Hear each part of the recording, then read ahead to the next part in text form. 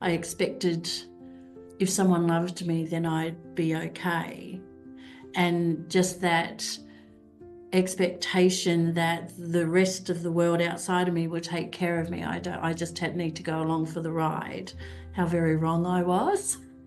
It's sort of been like an evolving thing. The more I became connected to myself, the more I was aware of the places, things and people and community that I was being pulled into. But as a mother, you have to be selfless, especially when they're young. There was a lot of my energy pulled in different directions because I didn't realize the true power of being in the now, being in the present moment, because that's where all your power lies. Realizing that, no, I have to honor myself first, because if I don't, it's like the oxygen mask. If I'm not good myself, then I'm no good for anyone else. And so that became a realization for me about expectations. That was an expectation that wasn't doing me any service, because that then spread out to other people as well. Like I constantly thought that I have to make people happy. I can't upset the boat. I can't block yourself from full expression, because if you don't want to offend people, you don't want to say the wrong thing to upset people. Hey everyone, it's Sophia from Sacred You. Thank you so much for being here. A quick message before we dive into today's discussion. You may have been watching our videos, but have not had a chance to hit that subscribe button. So if you have gained value from our conversations, from our channel, it would be so appreciated for us if you would hit that subscribe button below right now and even give us a like. What that means is not only does it allow us to grow our subscriber base, but it also allows us to bring in even more guests for you to listen to. And you will be one of the first ones to be notified. So please hit that subscribe button and let's get started on today's wonderful panel discussion.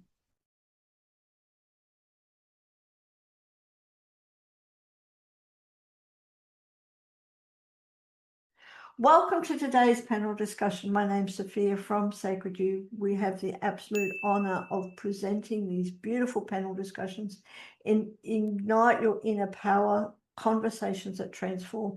And with us today is these beautiful and amazing women from all over the world, especially, if I can say, especially Denise BLACKNEY, who is facilitating clarity in past, present, and future. How do I stay present in a world of expectations? What a wonderful topic, because that's the biggest thing, I think, Denise. So thank you so much for having this panel and with all these amazing women who are going to be sharing their wisdom about staying present in this crazy world. So thank you. I will hand it over to you and we will be back later. Beautiful. Thanks, Sophia, and welcome, ladies. It's such a pleasure to always come and have a chat, but it's really an uncovering and a sharing what we know and empowering others to take that on and really run in their own lives. And also knowing that they can come to every one of you and seek you out for ongoing or a chat or whatever, that who feel drawn to you. So it's such a beautiful way to do this, and welcome. So I would love to hear just a snippet of who, not even who you are, why you do what you do. Jen.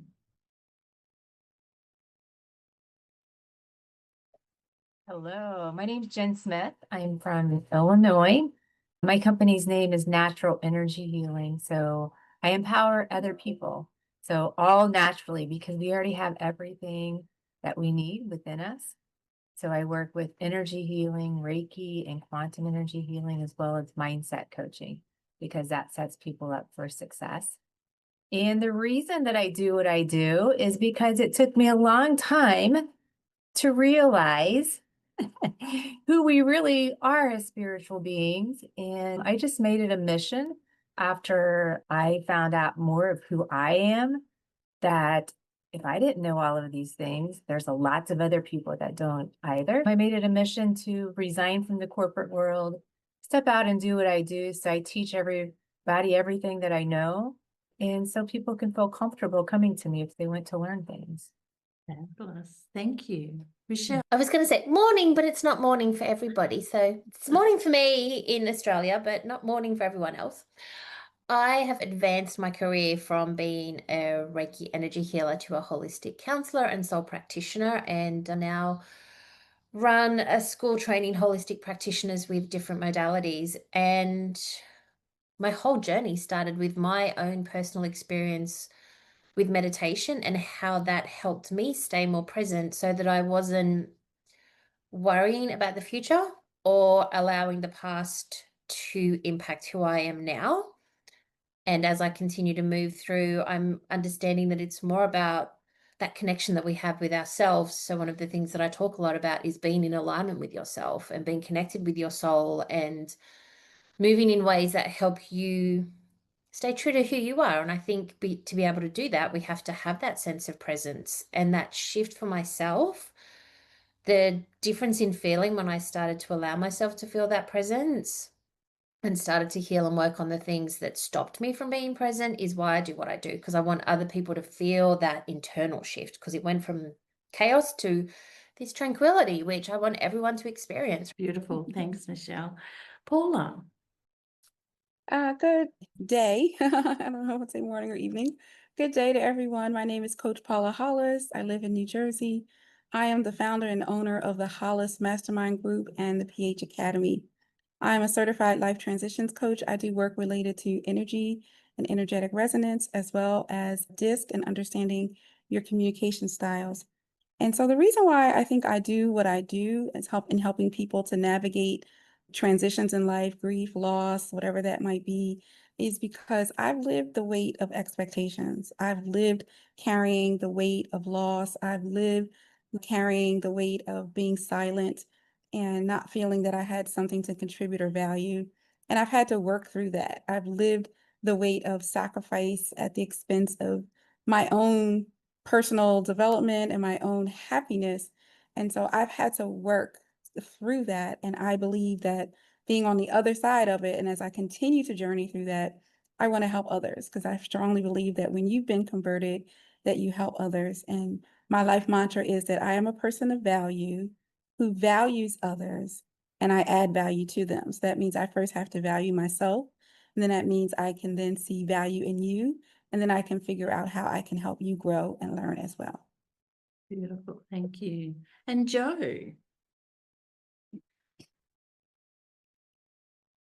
Sorry, I just lost my screen for a second there. Hello, everybody. Welcome. My name's Jo Irwin and from down under in northern New South Wales, Australia.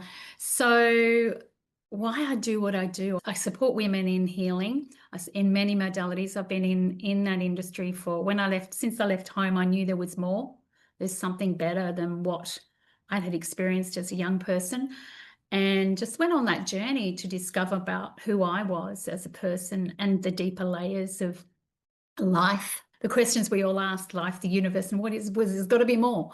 And yeah, just through my own experiences and journeyed with what my own trauma and wounding, I found people, places, and modalities that supported me in a really holistic way.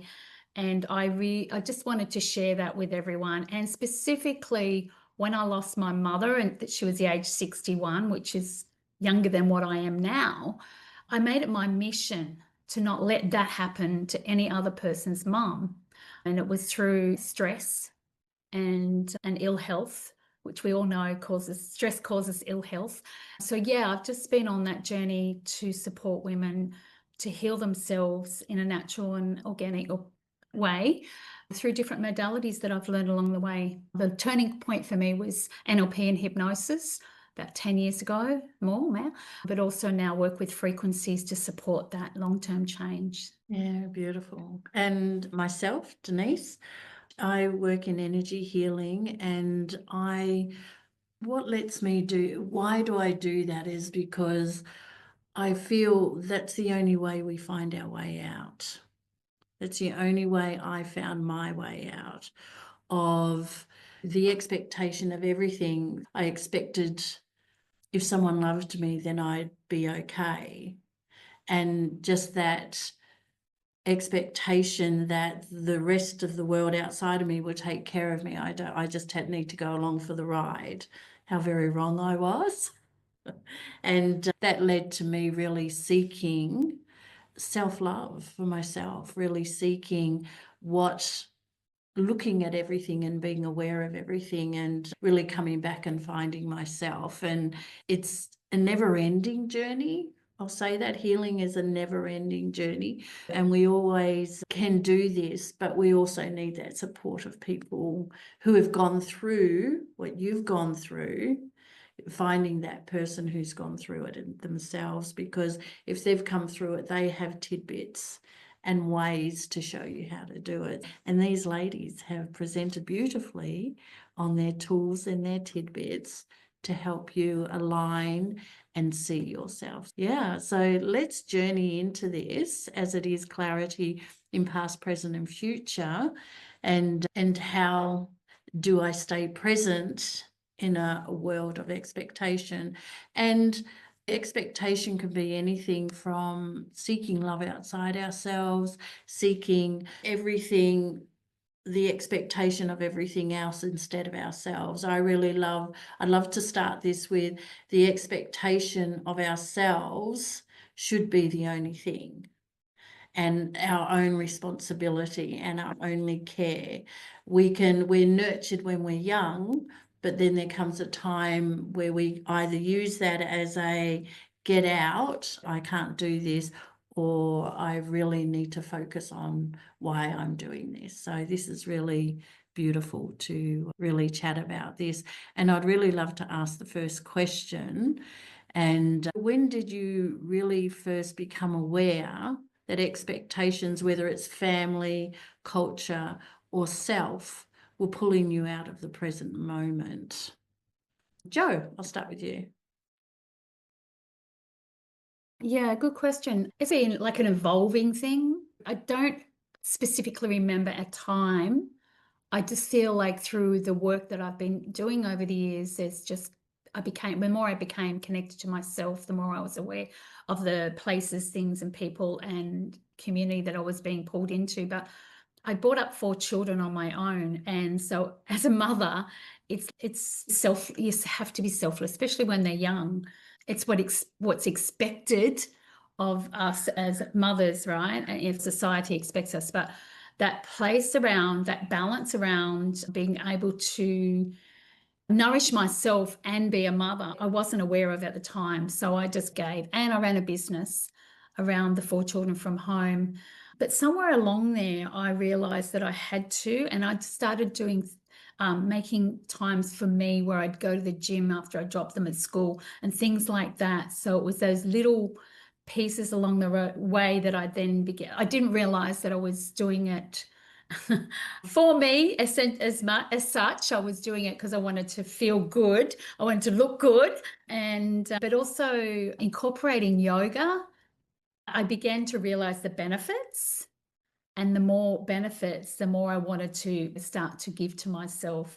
Yeah. Family, like sometimes it's tricky. I've had to learn to say no. Okay. I've learned that, to be very clear about what I can and what I can't give now, but it's been a long journey to get to that point. And because we're, as mothers, as women, essentially, we're driven to give. Our lineage of giving is just been almost, driving us. So I think it's really important to know and get discerning about how much you can give and how much the capacity to give. So I don't feel the expectations as much anymore, but definitely it's been a long learning. Oh, I like that as well. And something to consider as well is when we feel that we're expected to give ourselves away for our children and not finding that alignment and balance in both, what we do is then enable our children to do the same. We're just teaching them that you have to give yourself away all the time. Yeah, thank you. That's a beautiful point and awareness that you came to. Jen. I would say that as far as the value of presence, I didn't really understand that until I started doing spiritual studies.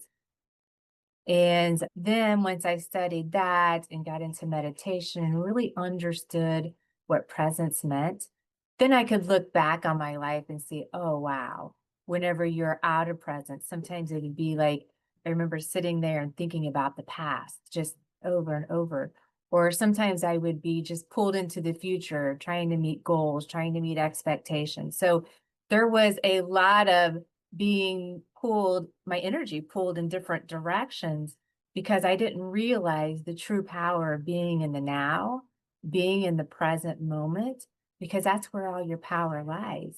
That's where, us as energy healers, that's how we do energy healing. We are completely in the now. Our power's there to help with that energy healing. And when we work with manifestation and just healing ourselves, it's all in the now. So we're not worried about the past. We're not having any anxiety about the future. It's all happening right now. Yeah. And through my spiritual studies, that's really whenever I really understood what presence meant and how important it is. And you can feel it. You can feel it when you're fully present. That's beautiful. Yeah, thank you. Paula. Yeah, so I know in the question it says like when you first became aware, and I can't honestly say I know when I first became aware, but I can clearly say when I definitively became aware and began to walk in it was after my husband of 30 years passed away unexpectedly. And I had always led a life of selflessness in some regards, constantly pouring out and doing things for others. And sure, I would do things for myself along the way, but I lived my life, what I like to say, more in outward obligation than in my inner inspiration. And when my husband passed away, and I had these three sons and my daughter-in-law and my grandson that I'm trying to navigate, and like the expectations of people, and had to really come to terms with myself as far as what do I want, what is significant, and what is important for those that are most immediately in my sphere of influence. Not that I won't circle out and expand and make sure that I'm covering others, but I have a tighter obligation and responsibility now, as I've nicknamed myself QB because I'm the quarterback of my family. I have this greater responsibility as the QB to call these plays and to make sure that these beautiful lives that I've been entrusted with, they are my obligation. They are my responsibility. So much. I remember my husband passed away the day before Thanksgiving. And so while we were still at the hospital, my husband was the youngest of 11 children. And so a lot of family and friends and everything. And I put the word on the street, listen, my family is not receiving anyone in our home today. Tomorrow is Thanksgiving. If anyone wants to come and see us, then you can come and see us on Friday. And so I learned the value of boundaries and the value of realizing that I have to protect myself, because if I don't, no one else will. And so I needed to protect my children because I also was coming from a childhood experience where a family member had passed away, and like literally by the time we got home from the hospital, people were already at our home. And I remember that at 15. And I didn't want that same thing for my children. Like, they've just had a shocking event, and I don't want them to be marred. We need a moment to hover and try to make sense of this for ourselves before we have to put on a public face.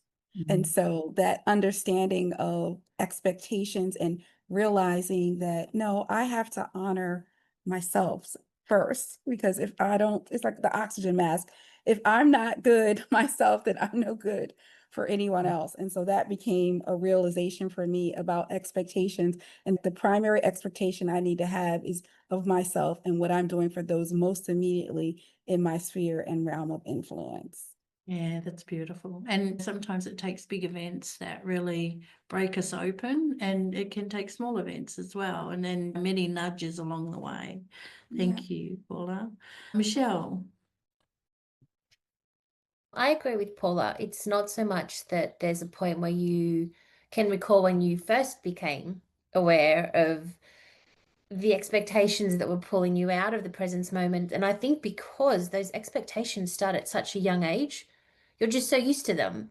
And it's not until you start bringing them into awareness. So it's through the practices of self-awareness and self-exploration and being inquisitive around why you have certain beliefs, or you're behaving in certain ways, or you're experiencing certain emotions or reactions to certain situations, that you then start to become aware that the expectations, the external expectations, are pulling you out of the present moment and how that impacts you. But I don't think there's really a definitive moment where I can go, oh yeah, that's it. I think it was a slow, and like the healing journey, it's that slow building of self-awareness, self-exploration, and understanding how external factors impact you. So I don't think it's, you can't put a marker and say, oh, it was XYZ. There are moments where it's more definitive, but I don't think there's a point when I can say, oh, I first became aware of these like the external expectations. So true. And yeah, that is so true. I remember with myself, I can pick moments that I was quite aware of what was going on, but I chose not to, because you choose. I chose not to take note of that.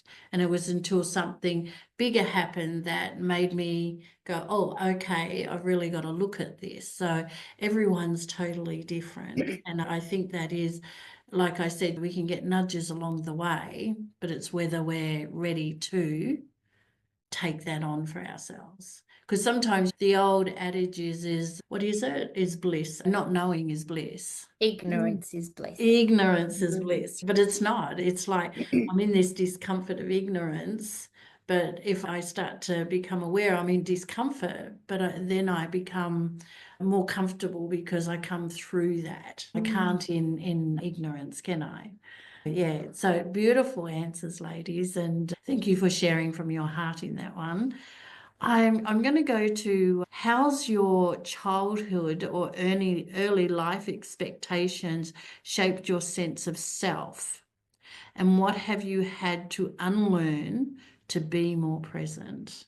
And I'd really like to, before you go into that, is say, I always consider our past, our present, and our future, they're all in as one, because we've carried them and we walk with them at the same time. And our past, we need to go into to get the magic out of that. And the future is we're looking to what we desire to do. So it's everything we bring into the present to actually uncover who we truly are. How has your childhood or early life expectations shaped your sense of self?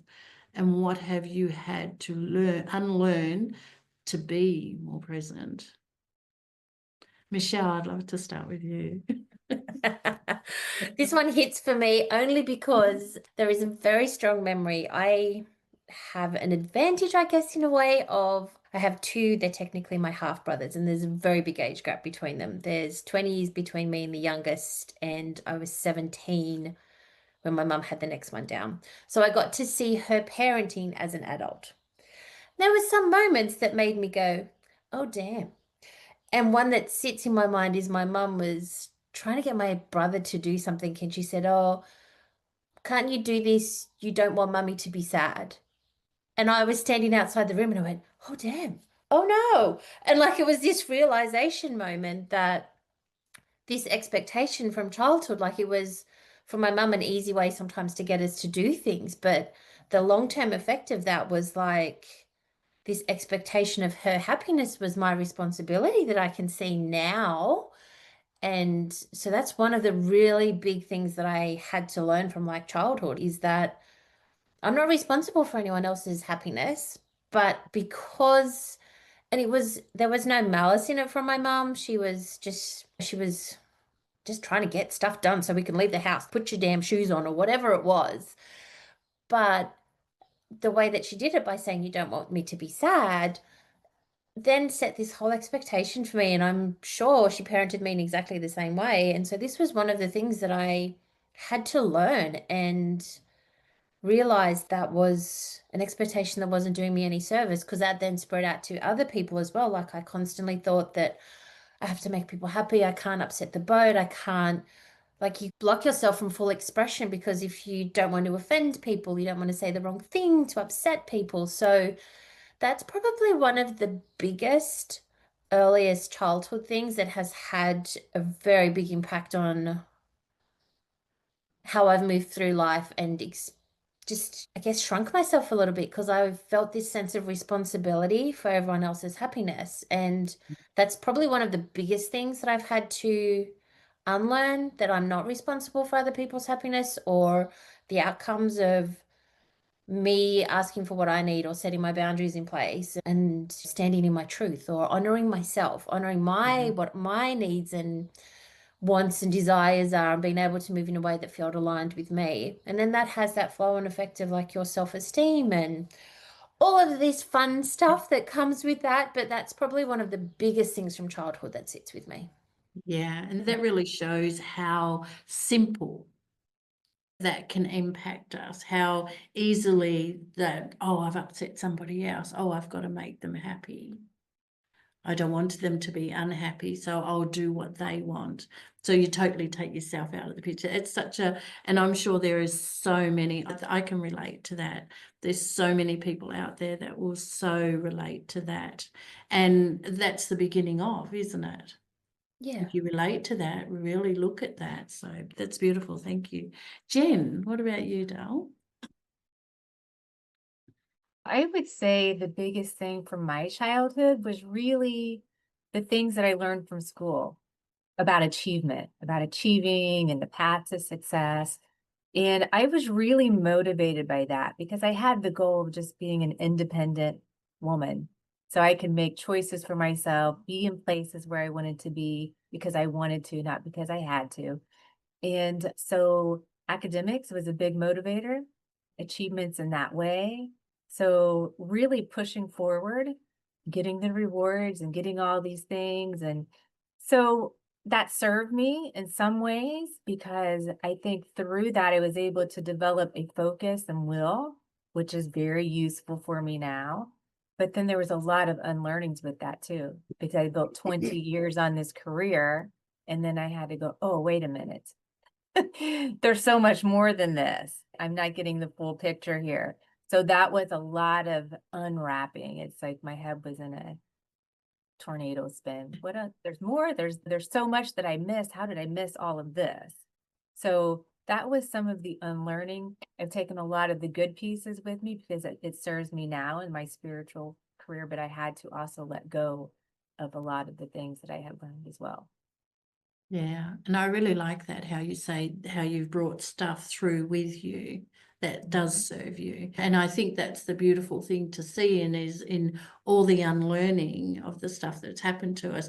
There is stuff that we can come through. Like you, Michelle, you don't have to be like your mum and speak to your children like that.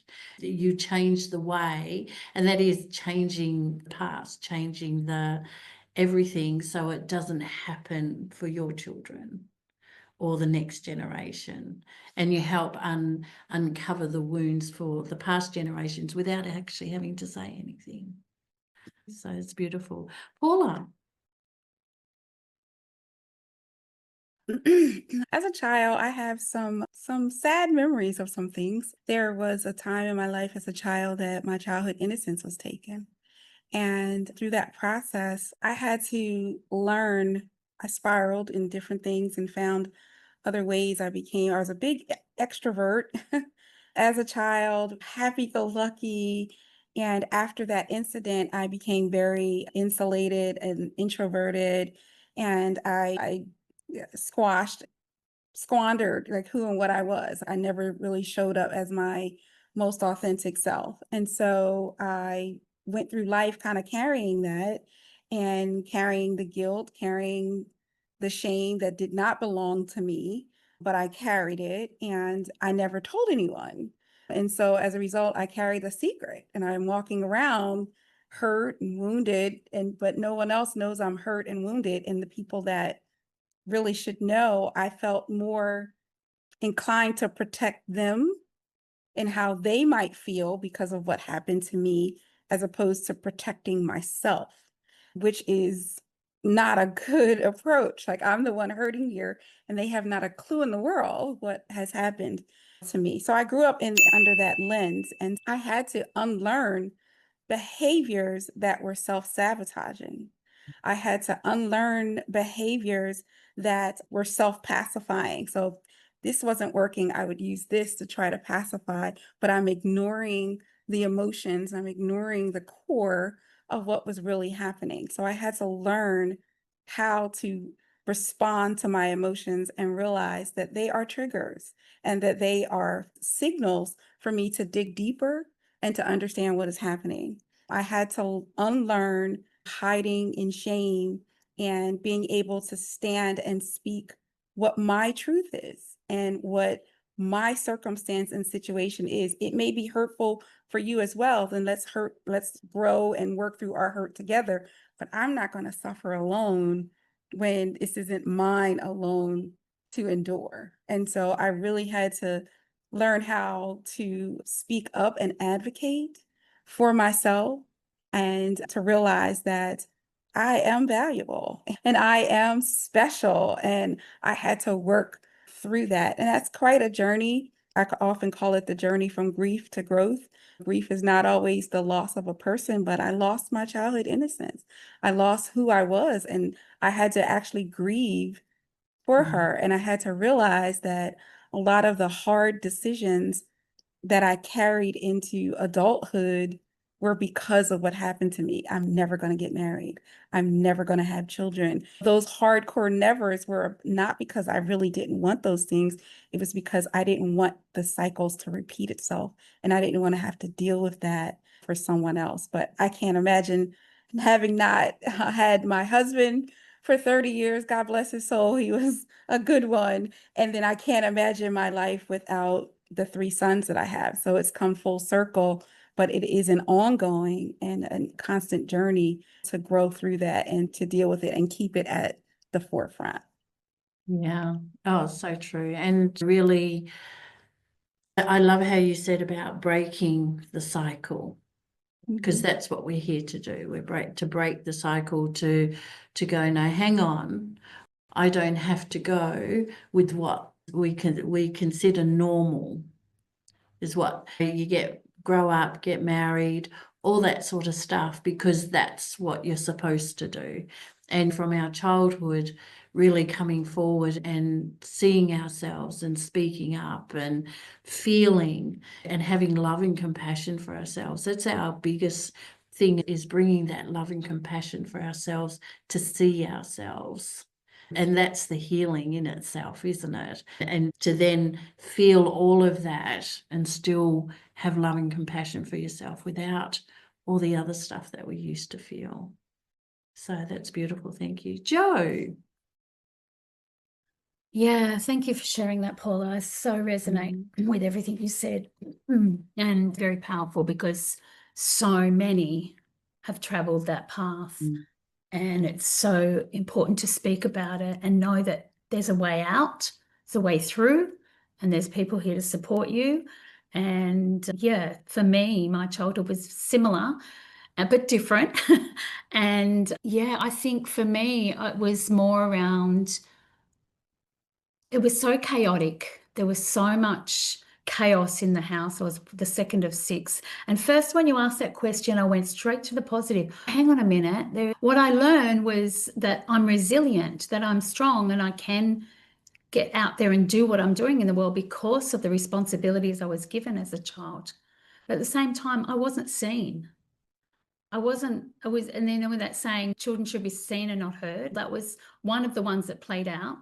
The chaos and the trauma and the stuff that went on, it did make me strong in a positive way. But at the same time, I had to unlearn all those patterns, and there was that part of me that was rebellious for so long because I was in so much pain and I didn't understand why I was in so much pain.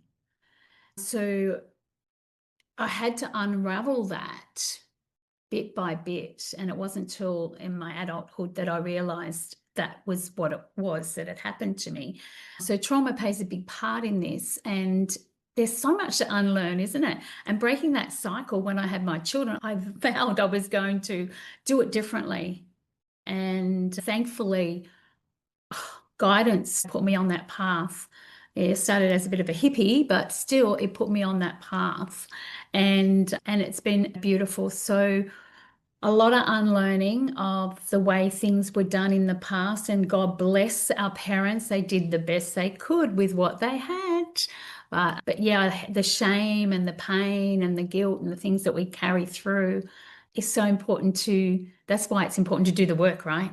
To go in and uncover and discover and just get very curious about what could it be. And that's been a lot of work for me, big advocate. Yeah, and look, I totally relate with both you and Paula. My childhood was similar as well, but it's what I wanted to say to people is that we think that the trauma that we've gone to, we look at the story, the picture, the event that happened as being catastrophic. Yes, it is. And you have every right to feel that way. But at the end of the day, it's really not about that. It's about me as a child. What was the expression that I wasn't allowed to express? What was the emotions that I wasn't allowed to feel? That, like you were saying, Paula, just closing yourself down. That's the thing that we're to uncover. It's not going, oh, because of this and because of that. Yes, they're relevant, but they were just the vehicle, if I can put it like that. They were the vehicle that got me to that moment. But it's like I've put in my backpack all of this stuff and I haven't been able to express it. And this is where we have to go. It's not to that story. It's what did I feel? How did that make me feel? What couldn't I say? What couldn't I do? And anger is because I got very angry. I was very angry and got in so much trouble because that's when people paid attention. Because I wanted to be heard, even though I couldn't express what had happened to me. That's the only way. So I was very angry for such a long time.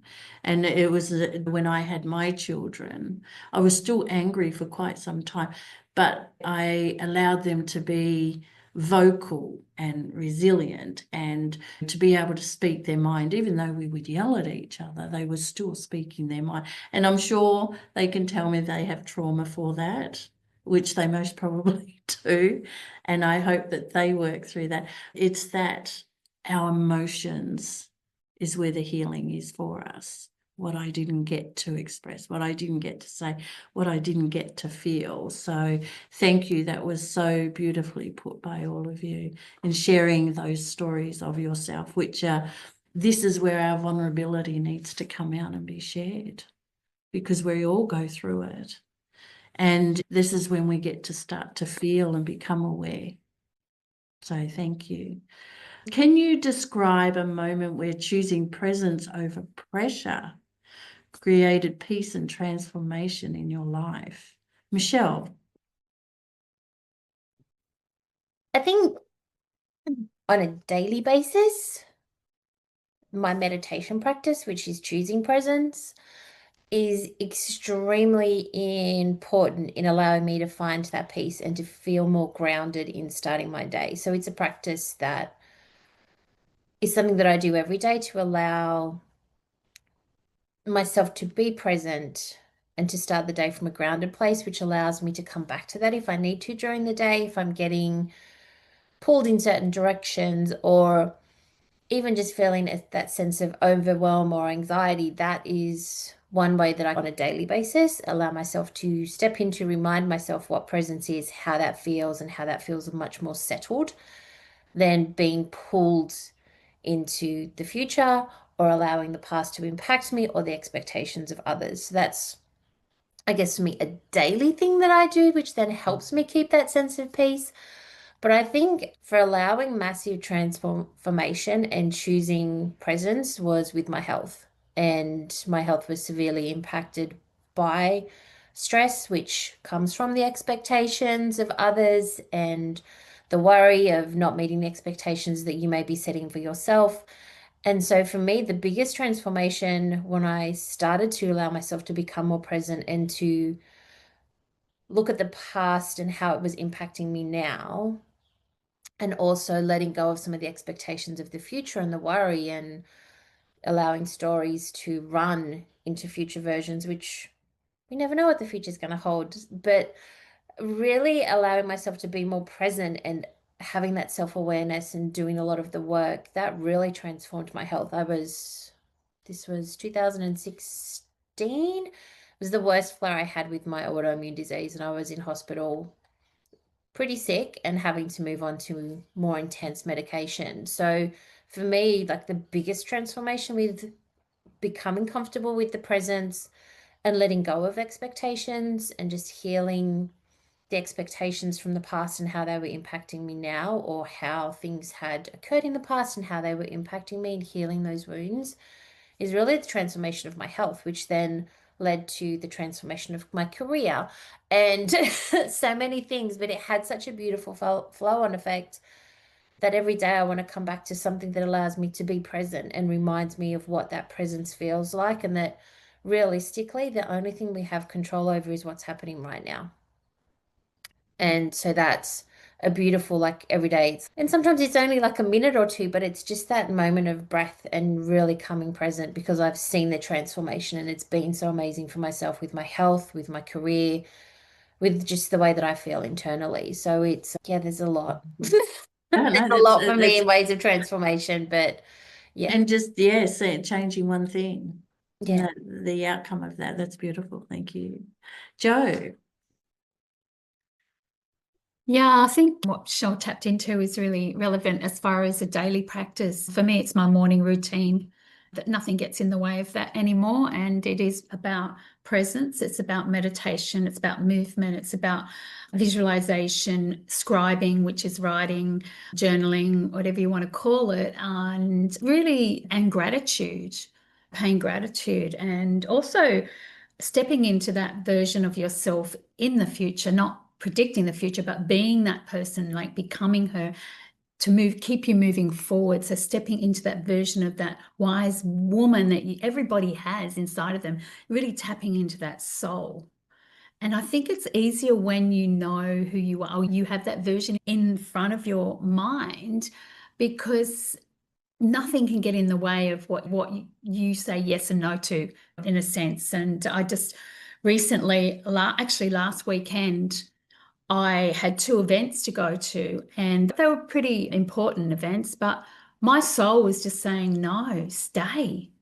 I canceled them both. And I was like, normally I would just go because I didn't want to miss out. I'm like, no, you need to be present at home. You need to take care of you. And my yoga practice is imperative every single day. Being on the mat is really a form of presence for me, to spend more time. I could spend that time doing more yoga. I was thinking of all the things I could do for me. Go for my walk. I went and had a spa day with my daughter, things that were nourishing me. So when you know yourself that deeply, it's easy to give up things that you might feel they would have been fantastic, but for my business, but myself was more important. And because I'd had 2 huge weekends, I'm a grandmother of 3. I look after all my kids' dogs sometimes when they go away, and the kids, and it's time to go, no, that's enough. And having to say no to them sometimes as well. Sorry, my plate's full. So I think that's imperative, to just really understand how much you can hold. And there's transformation in that. Big transformation. Oh, that's beautiful. Yeah. And what I hear from both of you is that surrendering everything else to allow yourself. So it's really coming back, and that love and compassion and that intention for you, because you're the most important. So thank you. I'm going to give Paula and Jen a different question, if that's okay. How do you now hold space for future without being consumed by expectation or anxiety? If you want to start, Jen. Yeah, sure. My word for this year has been presence. So I try to hold presence in every moment of the day. I've done the inner work. I've let go of so much. So basically, I've designed my life to where I can be in joy with anything that I'm doing because I'm choosing to do it. And so the expectations of the future, I'm really just present. I do visioning work in the morning. So I have a morning practice where, you for an hour, that's how I start my day, in presence and a high vibration and some visioning work for manifestation. And then I go about my day being in the present moment, not worrying. And as situations arise, I just trust and just let the pieces fall where they may, especially when things come in that may be surprising. And it always works out. Everything is always working out for us. It's just that you got to trust. You got to trust. You got to be in that divine mastery presence as much as possible. And when we're aware that we're not, just taking a deep breath, coming back to presence, coming back to presence. And manifestation can almost become instantaneous at that point. Yeah, that's beautiful. And trust. Trust. Yeah, trust is huge. Trusting the universe, trusting yourself, just trust. Yeah, it's beautiful. Paula? Yeah, I guess for me, I believe that the future is not about certainty. The future is really more about course setting and your intentions. And I first heal myself. I can't help my clients in coaching if I'm not applying it to my own life. And so the methodology that I use is all about awareness, intention, and momentum. It's all aim. And so for me, I check in with myself, like, what are we trying to do? Where are we trying to go? Let's set our intention. Let's build and maintain momentum around it. For me, especially because of the life shifts that have happened in my life, everything for me now is rooted and grounded in legacy. And so future for me is all about the legacy, not just what I'm living now, not just what I'm leaving in the future, but what am I living now? So although I'm living my life, I'm also living my life through others.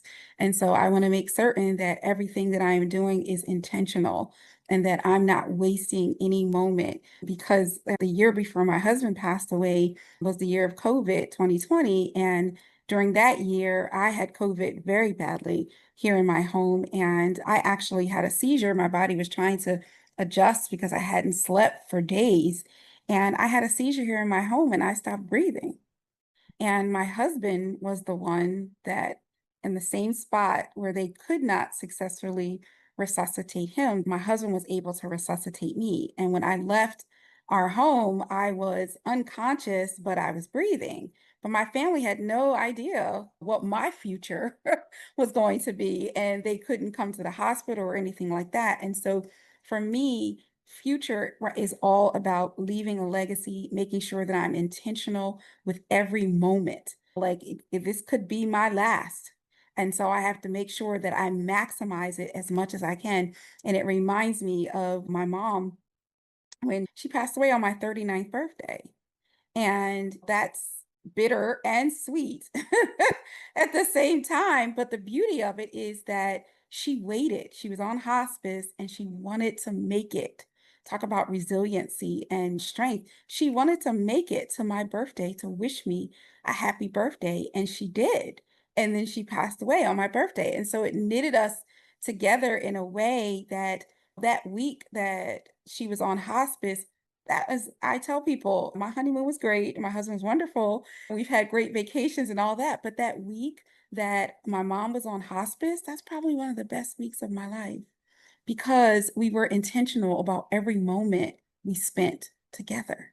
And I can recall those moments because there was intentionality. And so for me, that's what the future is all about: setting your course, being intentional, and making the most of every moment. And that's what the presence is all about, right? Being present in the moment and taking advantage, because we just don't ever know. They used to say here today, gone tomorrow, but it's here today, gone today. We just don't know. In a moment, in a second, things can change. And so for me, future and grounding myself in future is all about setting intentionality and course setting my direction. I really like that. I like the setting intentions. And I'd really like to put out to everybody is that being present in today, this is the only day I have. I don't have tomorrow. Yesterday's already been gone. And my future is here today because I created that in my past. And that really wraps it up, that it's all here right now. So it's about keep setting those intentions, surrendering to yourself, really putting things in place to nurture and love and compassion for yourself to see the truth of where you are today, right in this moment.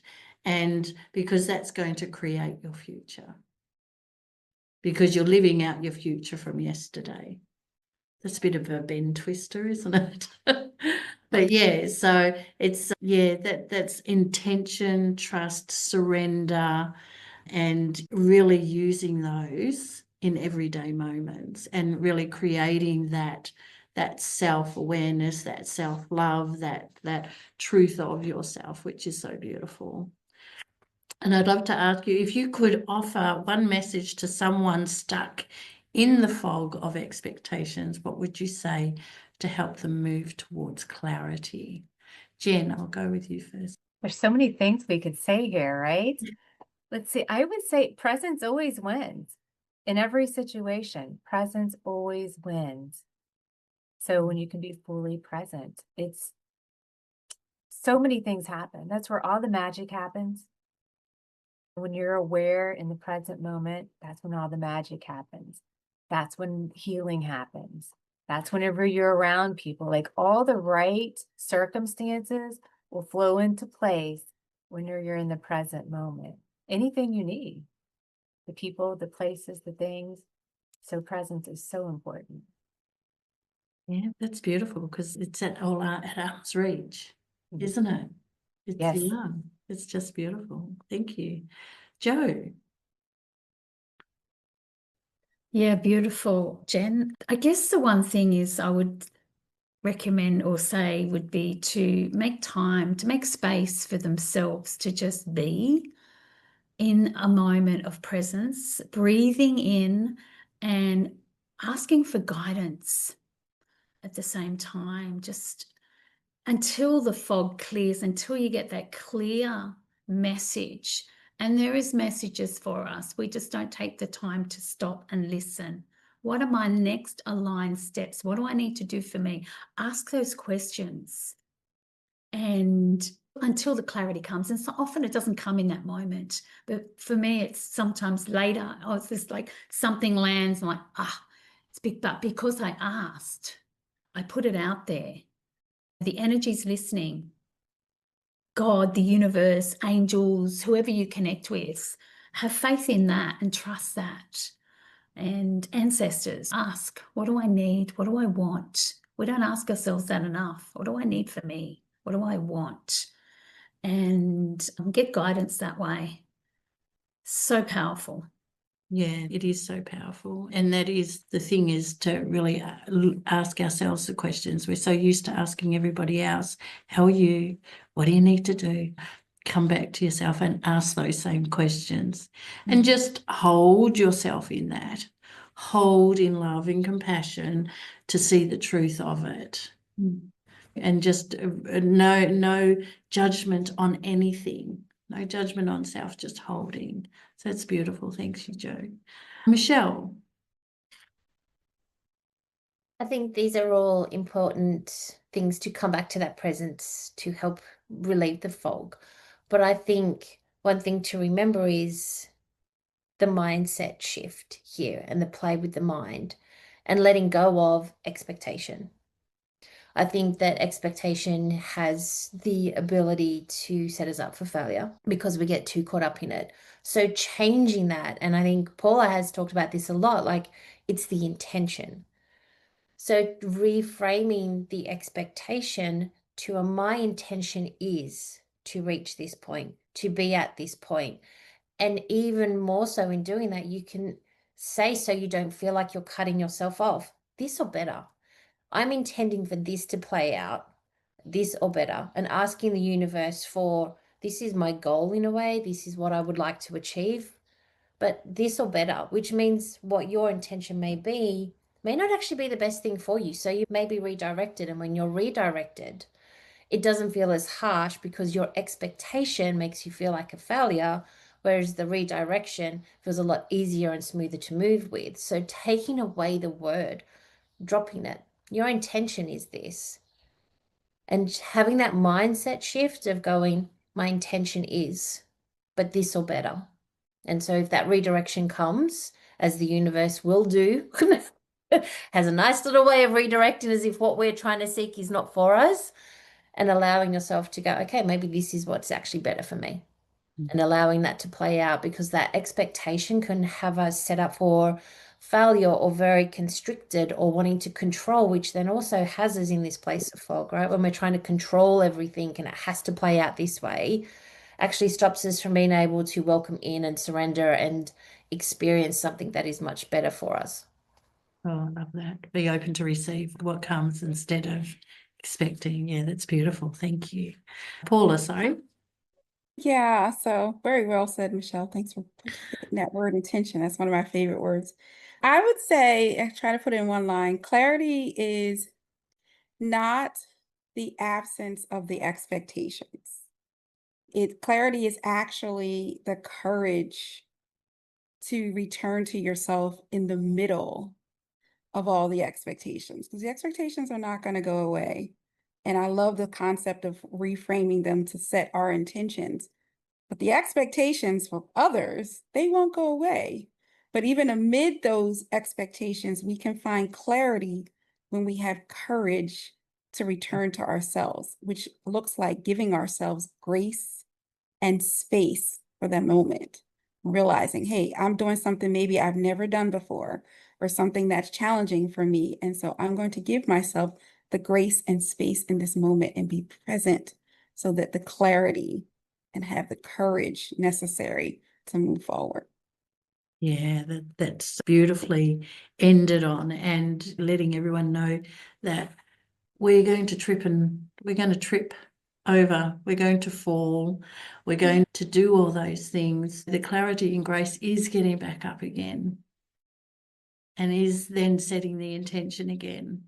And I love how you said, Michelle, that we set an intention and it might get redirected.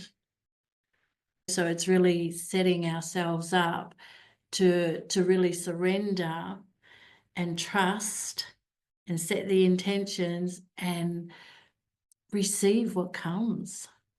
So it's just so beautifully said by you all. Thank you so much. And I think that's a wrap for us. I think what I would love to say is anybody, these beautiful souls here, are here to help. And I'm sure you were drawn to one of them, or maybe a couple of them. You can try. So it's really loving yourself and trusting that, and stepping out, your action is required. And it's not a hard push.